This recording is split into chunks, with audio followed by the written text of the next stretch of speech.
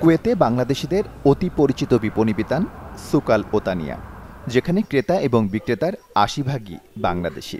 বলা যায় বাংলাদেশিদের কেনাকাটার অন্যতম প্রাণকেন্দ্র এটি। বিশেষ করে ছুটির দিনে সব ধরনের কেনাকাটা করতে আসেন প্রবাসীরা। একটা সময় ক্রেতাদের পদচারণায় মুখর ছিল যেখানে, সেটি এখন অনেকটাই ক্রেতাশূন্য। এখানে বাংলাদেশি কাস্টমারের আনাগোনা বেশি। এখানে কাস্টমার বলতে আমরা বাংলাদেশি কাস্টমার বুঝি, ইন্ডিয়ান কাস্টমার আছে, তবে বাংলাদেশি কাস্টমার এখানে বেশি। এখানে বাংলাদেশি মালের চাহিদা আছে অনেক, কিন্তু আমাদের কিছু সমস্যার কারণে বাংলাদেশের কাস্টমার এখন দিন দিন কমে যেতেছে এবং ইদানিং বহুত খারাপ যেতেছে, বহুত ট্যাক্স করতেছে দেশে। আগেতে 50% কাস্টমার অনেক কম, মানুষের ছেলেকে চাহিদা কম, মানুষ মার্কেটে আসে না, কম আসে। করোনার ধাক্কা কাটিয়ে ব্যবসায়ীরা যখন ঘুরে দাঁড়াতে শুরু করেন, ঠিক তখনই শুরু হয় কুয়েতের নিরাপত্তা অভিযান। গ্রেপ্তারের ভয়ে বিভিন্ন আইন লঙ্ঘনকারী প্রবাসীরা এখন আর আগের মতো কেনাকাটা করতে আসছেন না।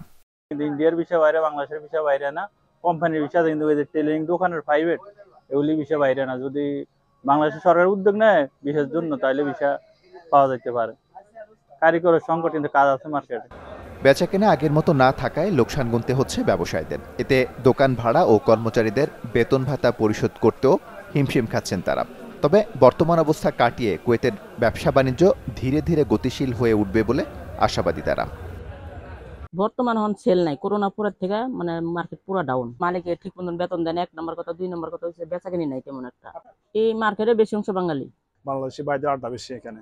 তবে এখন আগের থেকে অনেক কাস্টমার কমে গেছে, বেচা কিনা কম, ভাড়া দিতে আমাদের অনেক হিমশিম খাইতে হয়, অনেক কম কাস্টমার।